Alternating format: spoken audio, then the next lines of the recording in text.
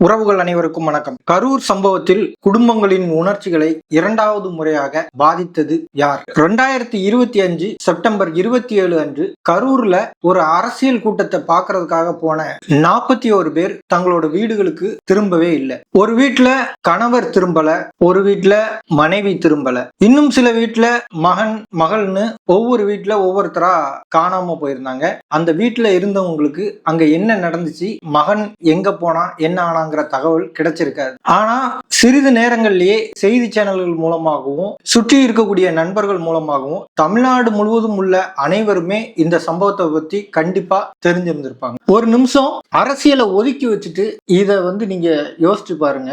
காலையில சிரிச்சபடியே எங்க தலைவரை பார்க்க போறோம், எங்க அண்ணனை பார்க்க போறோம்னு வீட்டில இருந்து கிளம்பின ஒருத்தர் அன்றைக்கு இரவே உயிரற்ற உடலாக வீடு திரும்பினார் என்றால் அந்த வீட்டில் உள்ளவர்களுடைய மனநிலை எப்படி இருக்கும்? அப்படி பாதிக்கப்பட்ட குடும்பங்களுக்கு முதலில் தேவைப்படுவது பணமா அல்லது வேலையா அல்லது நம் வீட்டில் இருந்த ஒருவர் இனி ஒருபோதும் இந்த கதவை திறந்து உள்ளே வரமாட்டார் என்ற உண்மையை ஏற்றுக்கொள்வதற்கான மன வலிமையா? அந்த குடும்பங்கள் சந்தித்த முதல் காயம் எந்த பணத்தாலும் எந்த வேலையாலும் ஈடு செய்ய முடியாத ஒரு உயிரிழப்பு. அன்றைய தேதி தமிழக முதலமைச்சராக இருந்த மு.க. ஸ்டாலின் அவர்கள் உடனடியாக இந்த விபத்தில் உயிரிழந்தவர்களுக்கு 10 லட்சம் ரூபாய் பணமும் காயமடைந்தவர்களுக்கு 1 லட்சம் ரூபாய் நிவாரணமும் அறிவித்திருந்தார். அதற்கு பிறகு தமிழக வெற்றி கழகத்தின் தலைவர் திரு விஜய் அவர்கள் உயிரிழந்தவர்களுக்கு 20 லட்சம் ரூபாயும் காயமடைந்தவர்களுக்கு 2 லட்சம் ரூபாயும் நிவாரணமாக வழங்கியிருந்தார். இந்த விபத்துல 41 பேர் உயிரிழந்து போனாங்க. அது எல்லாருக்கும் தெரிஞ்சதுதான். அந்த 41 பேருக்கும்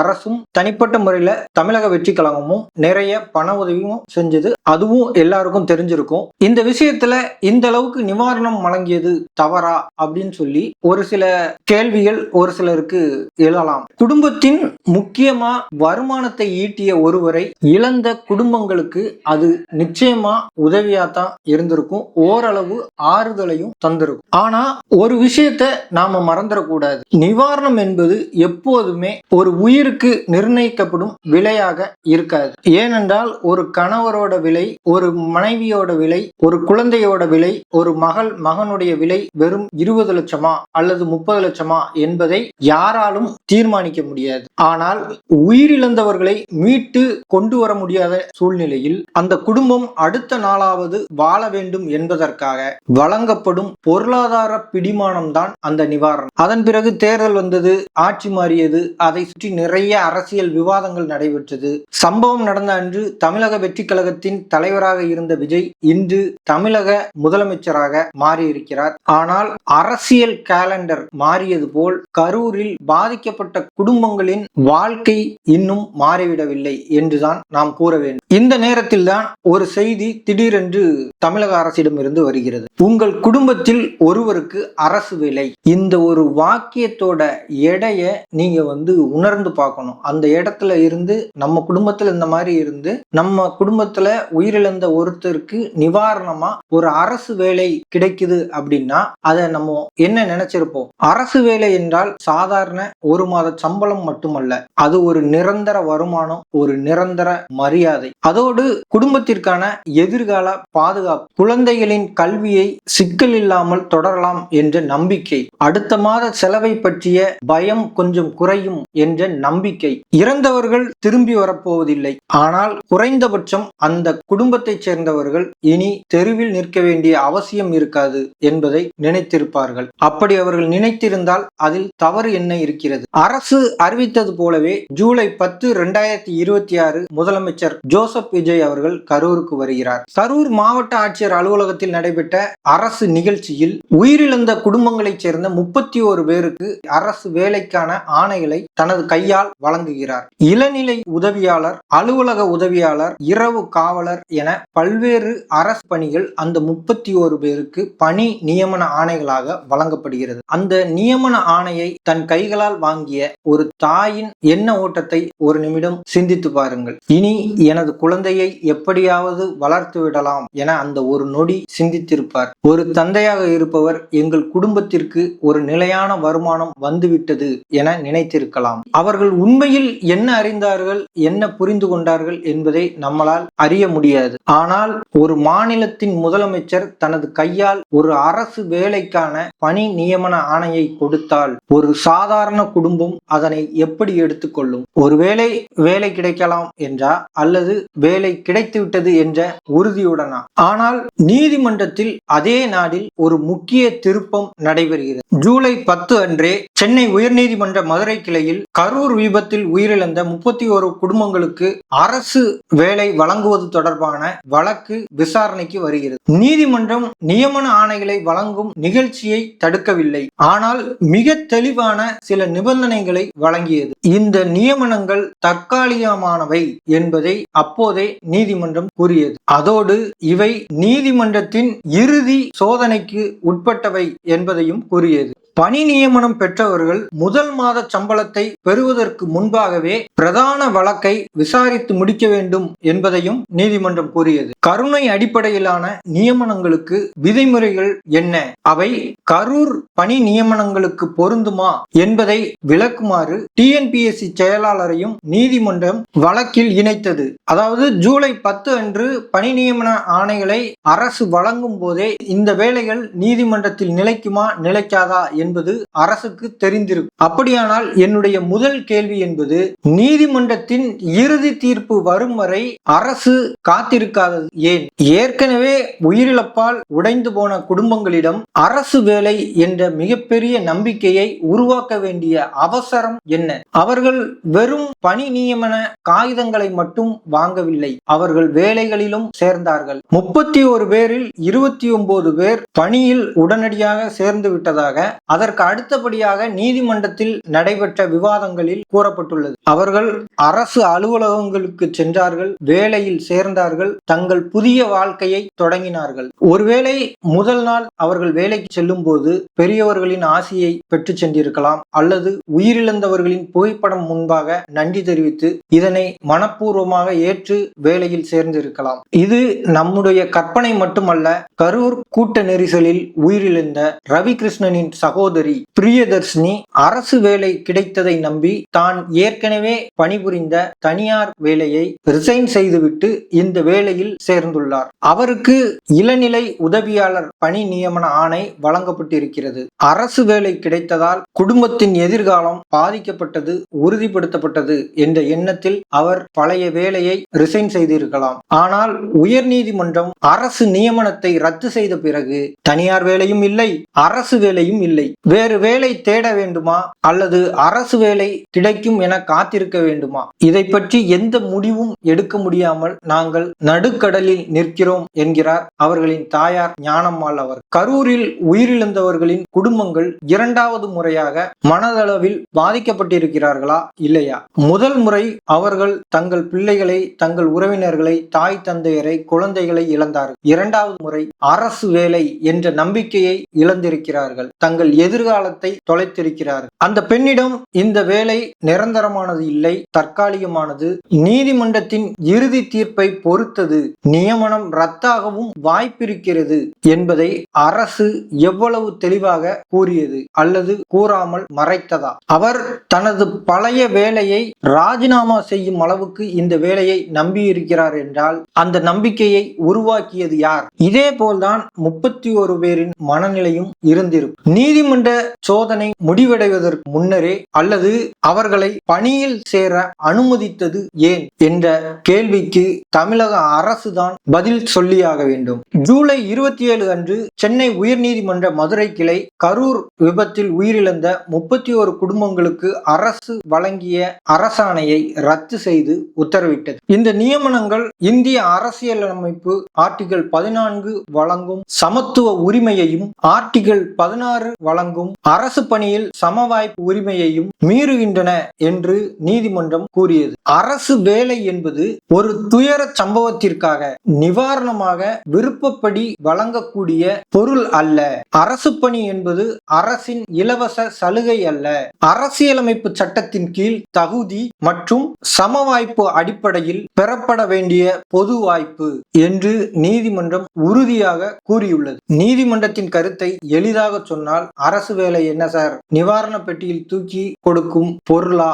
அது முதலமைச்சரின் தனிப்பட்ட சொத்து அல்ல, அது ஆளுங்கட்சியின் சொத்தும் அல்ல. தமிழ்நாடு தமிழ்நாட்டின் ஒவ்வொரு இளைஞருக்கும் சமமாக திறந்திருக்க வேண்டிய சம வாய்ப்பு அது. நீதிமன்றம் தான் வேலையை பறித்தது என்று நாம் சொல்ல முடியுமா? விஜய் வேலை கொடுத்தார், சிலர் வழக்கு போட்டார்கள், நீதிமன்றம் அதை தடுத்து விட்டது. ஒரு நிமிடம், நீதிமன்றம் ஒன்றும் ஜூலை 27 அன்று தூக்கத்தில் இருந்து எழுந்திருத்து இந்த பணி நியமன ஆணைகளை ரத்து செய்து விடவில்லை. ஜூலை 10 அன்றே வழக்கு இருந்தது, நீதிமன்ற எச்சரிக்கை இருந்தது, அன்றே நியமனம் தற்காலிகம் என கூறப்பட்டது. ஜுடிஷியல் ரிவ்யூ இருந்தது, அனைவருக்கும் தெரிந்தது. டிஎன்பிஎஸ்சி விதிமுறைகள் குறித்து அறிக்கை கேட்கப்பட்டது. முதல் சம்பளத்திற்கு முன்பாக வழக்கு விசாரிக்கப்பட்டு தீர்ப்பளிக்கப்படும் என கூறப்பட்டது. அப்படியானால் நீதிமன்றம் தடுத்து விட்டது என்பது மட்டும் முழு உண்மையா, அல்லது நீதிமன்றம் இறுதி முடிவு சொல்லும் முன்பே அரசு அவசரப்பட்டு விட்டதா? இப்போது ஜூலை 10 அன்று விஜய் அவர்கள் கரூர் அரசியல் மேடையில் பேசிய விவாதத்திற்கு வருவோம். ஒரு விஷயத்தை தெளிவாக சொல்கிறேன். அரசு வேலை நியமன ஆணைகள் கரூர் ஆட்சியர் அலுவலகத்தில் நடைபெற்ற அரசு நிகழ்ச்சியில் வழங்கப்பட்டது. அதற்கு பிறகு அட்லாஸ் மைதானத்தில் நடைபெற்றது தாவேகாவின் தனிப்பட்ட அரசியல் நிகழ்ச்சி. இரண்டும் ஒரே மேடை கிடையாது. ஆனால் ஒரே நாளில் நடைபெற்ற இரண்டு நிகழ்ச்சிகளின் அரசியல் தொடர்பை நாம் தாராளமாக கேள்வி கேட்கலாம். கரூர் சம்பவத்திற்கு பிறகான நாட்கள் என் வாழ்க்கையின் மிகவும் வேதனையான காலம் என அன்று விஜய் கூறினார். அதோடு கரூர் சம்பவம் ஒரு சதி என்றும் குற்றம் சாட்டினார். காவல்துறை ஏன் என்னை எச்சரிக்கவில்லை என திமுக அரசை தாக்கினார். 2026 தேர்தலில் மக்கள் திமுகவுக்கு பதிலடி கொடுத்ததாகவும், அது மட்டும் போதாது, வரவிருக்கும் இடைத்தேர்தல்களிலும் இன்னும் பெரிய அடியை வழங்க வேண்டும் என்றும் அவர் கூறினார். அதே மேடையில் கரூரில் உயிரிழந்தவர்களுக்கு நினைவு சின்னம் அமைக்கப்படும் என்பதையும் அறிவித்தார். ஒரு நிமிடம், கரூரில் 41 உயிர்களின் நினைவை பேச வந்த இடத்தில், அந்த குடும்பங்களின் கண்ணீரை பேச வந்த நாளில் சதி, திமுக பதிலடி, இடைத்தேர்தல் என்ற அரசியல் அவசியம். கரூர் தனது வாழ்க்கையின் மிகப்பெரிய காயம் என்றார். அது உண்மையாகவே அவரது மனவேதனையாக இருக்கலாம். அதை நாம் கேலி செய்ய வேண்டியதில்லை. ஆனால் 41 குடும்பங்களின் காயத்தை பேச தொடங்கிய மேடை எப்போது தேர்தல் பதிலடி மேடையாக மாறியது? அல்லது அது முதலில் இருந்தே அரசியல் மீட்பிற்கான மேடையா? Talk less work more. அதே கரூர் மேடையில் விஜய் கூறிய இன்னொரு வாக்கியம் தான் இது, டாக் லெஸ் ஒர்க் மோர். அருமையான கொள்கை. ஆனால் ஒர்க் செய்வதற்கு முன்பு லா என்ன என்பதை கொஞ்சம் பார்க்க வேண்டாமா? ஒரு அரசாணை வெளியிடுவதற்கு முன்பு ஆர்டிகல் 14, ஆர்டிகல் 16 இவையெல்லாம் என்ன சொல்கிறது? கருணை அடிப்படையிலான அரசு நியமனங்களுக்கு சட்ட வரம்புகள் என்ன என்று முழுமையாக ஆராய வேண்டாமா? சட்ட ஆலோசனையே பெறவில்லை என நாம் கூற முடியாது. அதற்கான ஆதாரமும் நம்மிடம் கிடையாது. ஆனால் சட்ட ஆலோசனை பெற்றிருந்தால் இவ்வளவு அடிப்படையிலான அரசியலமைப்பு சிக்கல்கள் அரசுக்கு முன்பே சுட்டிக்காட்டப்படவில்லையா? ஒருவேளை சுட்டிக்காட்டி இருந்தால் நீதிமன்றத்தில் இறுதியாக நிலைக்காத இந்த வழியையே ஏன் அரசு தேர்வு செய்தது? டாக் லெஸ் ஒர்க் மோர் என்பது நல்ல வாசகம்தான். ஆனால் ஒர்க் மோர் செய்வதற்கு முன்பு கான்ஸ்டிடியூஷன் அனுமதிக்கிறதா என்பதை முதலில் பாருங்கள் என்பதுதான் இன்று உயர்நீதிமன்றம் தமிழக அரசுக்கு சொல்லி இருக்கக்கூடிய பாடம். இது ஆறுதல் பயணமா அல்லது அரசியல் பயணம்? இங்கே என்னுடைய அரசியல் பார்வையை தெளிவாக கூறுகிறேன். விஜய் கரூருக்கு பாதிக்கப்பட்ட குடும்பங்களுக்கு உதவுவதற்காக மட்டுமே வந்தார் என்பதை ஜூலை 10 நிகழ்வுகள் மூலம் நான் பார்க்கவில்லை. அவருடைய உள்நோக்கம்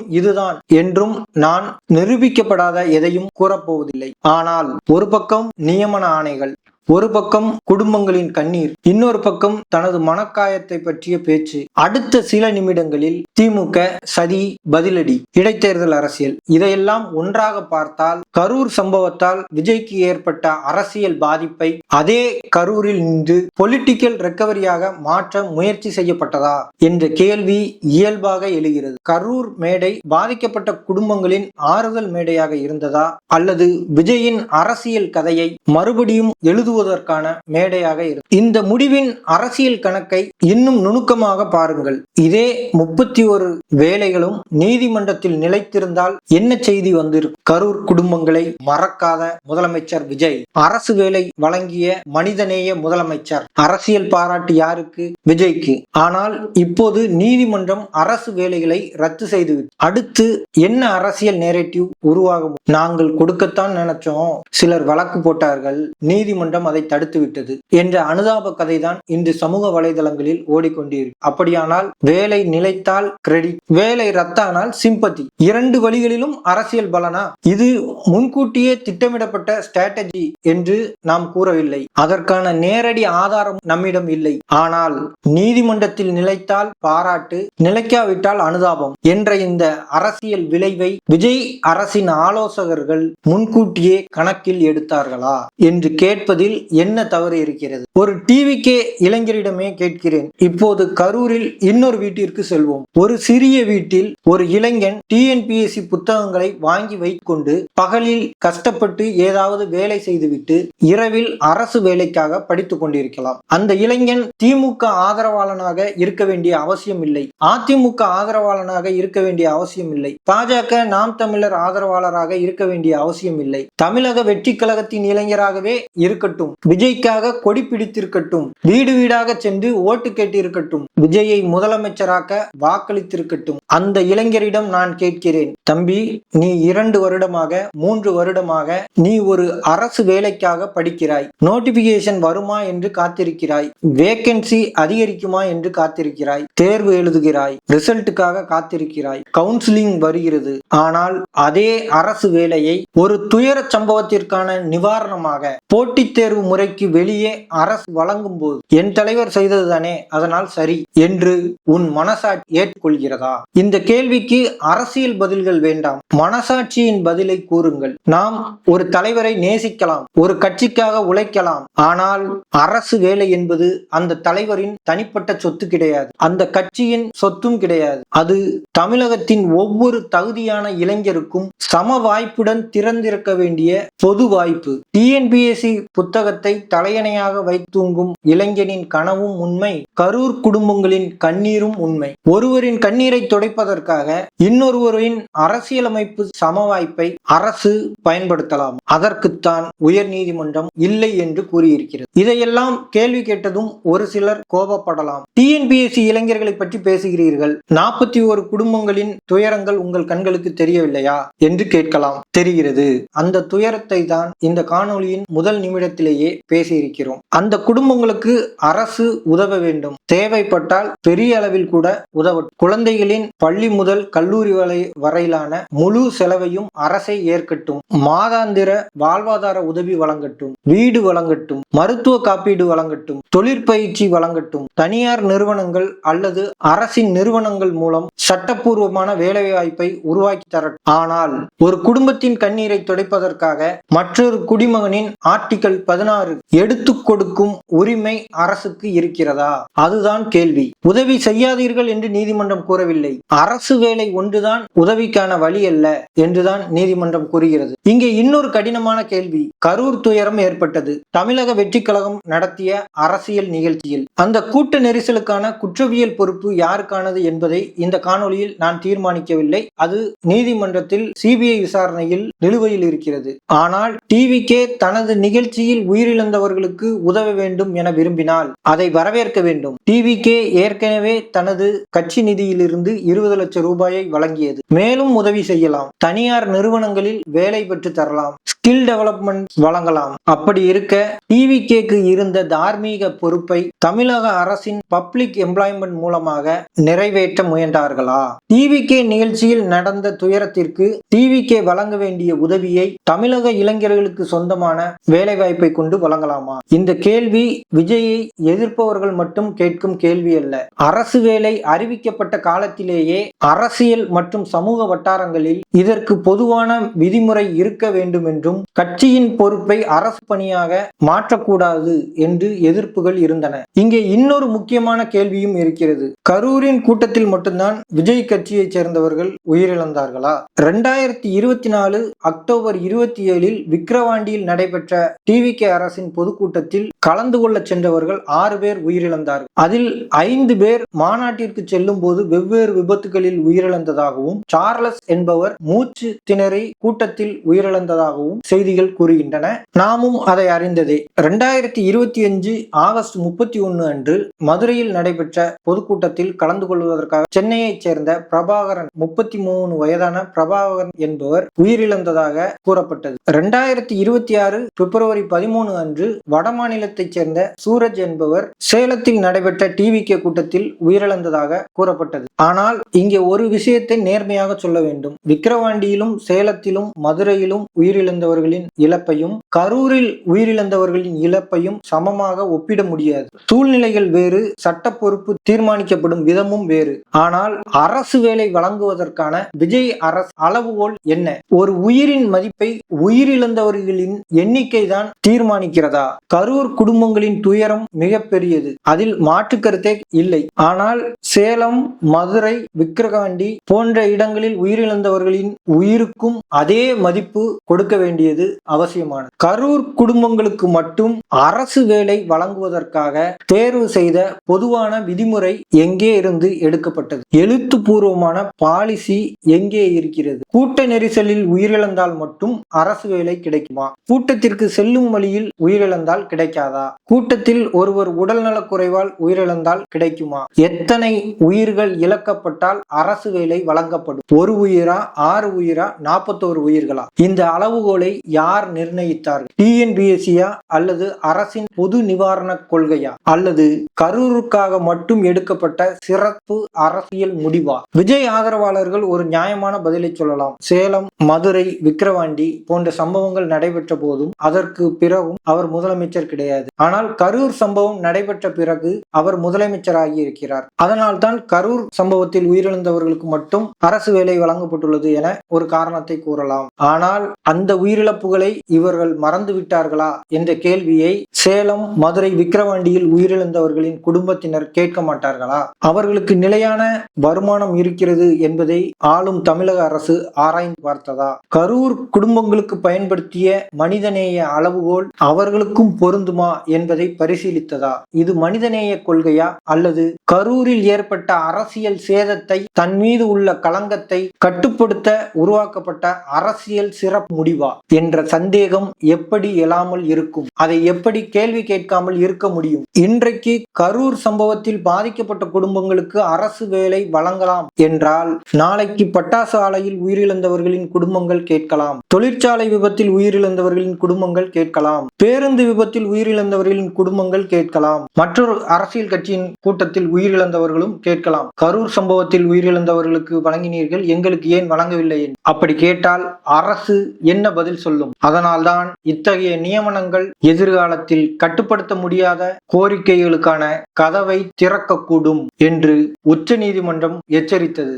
அரசு என்றால் இன்றைய உணர்ச்சிக்கு மட்டும் பதிலளிக்க முடியாது. நாளைய சட்ட முன்னுதாரணத்தையும் யோசிக்க வேண்டும். அதுதான் நிர்வாகம், அதுதான் நல்லாட்சி, தூய ஆட்சி. உயர்நீதிமன்ற தீர்ப்புக்கு எதிராக சட்ட வழிகள் பரிசீலிக்கப்படுவதாக தமிழக அரசு சார்பில் தெரிவிக்கப்பட்டுள்ளது. உயர்நீதிமன்ற தீர்ப்பை எதிர்த்து உச்ச நீதிமன்றத்தில் ஸ்பெஷல் லீவ் பெட்டிஷன் தாக்கல் செய்யப்படும் என்று கரூர் மாவட்ட ஆட்சியர் கூறியதாகவும் தகவல்கள் வெளியாகியுள்ளன. மேல்முறையீடு செய்வது அரசின் சட்ட உரிமை, அதை யாரும் மறுக்க முடியாது. ஆனால் இந்த முறை அந்த குடும்பங்களிடம் உண்மையை முழுமையாக சொல்ல வேண்டும். நிச்சயம் மீண்டும் வேலை கிடைக்கும் என்ற வாக்குறுதியை கொடுக்க கூடாது. அரசு கண்டிப்பாக மேல்முறையீடு செய்யும், ஆனால் உச்ச நீதிமன்றம்தான் இறுதி முடிவை எடுக்கும் என அவர்களிடம் உண்மையை தெளிவுபடுத்த வேண்டும். இல்லை என்றால் முதன்முறை அப்பாயின்மெண்ட் ஆர்டர், 2வது முறை ஹைகோர்ட் ரத்து, 3வது முறை சுப்ரீம் கோர்ட் நம்பிக்கை,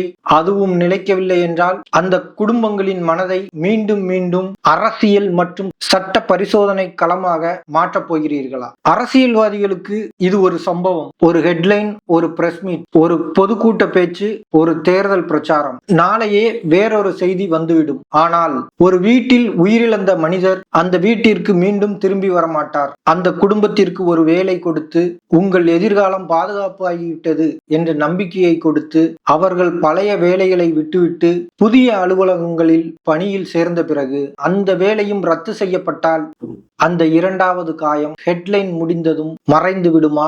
மறையாது. அந்த வீட்டில்தான் இருக்கும், ஆறாத தழும்பாக இருக்கும். அதனால்தான் மற்ற எல்லோரையும் விட அரசானது மிகுந்த பொறுப்புணர்வுடன் செயல்பட வேண்டும். இது சினிமா அரசியல் அல்ல, நிஜ அரசியல். வேண்டுமென்றால் தேவையான அளவுக்கு படக்காட்சிகளை எடுத்து வைத்துக் கொண்டு, தேவையில்லை எனில் சுவாரஸ்யத்திற்கு ஏற்ப கட் செய்து எடிட் செய்ய. ஜூலை 10 அன்றே நீதிமன்றத்தின் எச்சரிக்கை இருந்தது, ஜுடிஷியல் ரிவ்யூ இருந்தது, வேலை நிரந்தரமானது அல்ல என்பது தெரிந்திருந்தது, நியமன ஆணைகள் வழங்கப்பட்ட. ஆனால் தற்போது அவை ரத்து செய்யப்பட்ட பிறகு அரசு அந்த குடும்பங்களை நேரில் சந்தித்து என்ன விளக்கம் கொடுத்திருக்கிறது, அல்லது அவர்கள் அரசை தேடி அலைய வேண்டிய சூழ்நிலையை உருவாக்கி இருக்கிறதா? ஆகவே நம்முடைய இறுதி கேள்வி நீதிமன்றத்திடமும் இல்லை, வழக்கு தொடுத்தவர்களிடமும் இல்லை, மாண்புமிகு திரு ஜோசப் விஜய் அவர்களிடம்தான் இருக்கிறது. ஏற்கனவே ஒருமுறை தங்கள் உறவுகளை இழந்து உடைந்து போன குடும்பங்கள் சட்டத்தில் இன்னும் உறுதியாகாத வேலை வாய்ப்பை உங்கள் எதிர்காலம் என்று ஏன் வழங்கினீர்கள்? கரூர் குடும்பங்களுக்கு அரசு வேலை வழங்கிய அதே மனிதநேய அளவுகோல் விக்கிரவாண்டி, மதுரை, சேலம் மாநாடுகளில் அல்லது அதன் தொடர்புடைய சம்பவங்களில் உயிரிழந்தவர்களின் குடும்பங்களுக்கு எப்படி காணாமல் போனது? சம்பவங்கள் வேறு என்றால் அதை வேறுபடுத்தும் பொதுவான எழுத்துப்பூர்வமான சட்டப்பூர்வமான கொள்கை எங்கே? கரூர் குடும்பங்களுக்கு வழங்கப்பட்ட இந்த அரசு வேலைகளை அரசு வேலைக்காக ஆண்டு கணக்கில் படித்துக் கொண்டிருக்கும் தமிழக வெற்றி கழகத்தின் இளைஞராகவே இருந்தாலும் அவர் அதை ஏற்றுக்கொள்வாரா? மற்ற டிவிகே நிகழ்ச்சிகளுடன் தொடர்புடைய இறப்புகளில் சம்பந்தப்பட்டவர்களின் குடும்பங்கள் இந்த பணி நியமனங்களை மனப்பூர்வமாக ஏற்றுக்கொள்கிறதா? இதற்கெல்லாம் தெளிவான பதில் இல்லை என்றால் நாங்கள் மனிதநேயத்தால் செய்தோம் என்ற ஒரு வாக்கியம் மட்டும் போதாது. மனிதநேயம் என்றால் அனைவருக்கும் மனிதநேயம், சட்டம் என்றால் அனைவருக்கும் ஒரே சட்டம், அரசு வேலை என்றால் அனைவருக்கும் சமவாய்ப்பு. இறுதியாக கேட்கிறேன், அந்த குடும்பங்களின் உணர்ச்சிகளை இரண்டாவது முறையாக பாதித்தது யார்? நீதிமன்றமா, வழக்கு தொடுத்தவர்களா, அல்லது அரசா? அல்லது நீதிமன்றத்தின் சட்ட சோதனை முடிவடைவதற்கு முன்பே ஒரு தற்காலிகமான நியமனத்தை நிரந்தரமான எதிர்காலம் போல் அவர்களிடம் வழங்கிய விஜய் அரசா? பதிலை மாண்புமிகு தமிழ்நாடு முதலமைச்சர் திரு ஜோசப் விஜய் அவர்களின் அரசே கூறட்டும். பார்வையாளர்களாகிய நீங்களும் உங்களுடைய கருத்துக்களை கூறுங்கள். இதுவே நிகழ்வின் மறுபக்கம். நன்றி.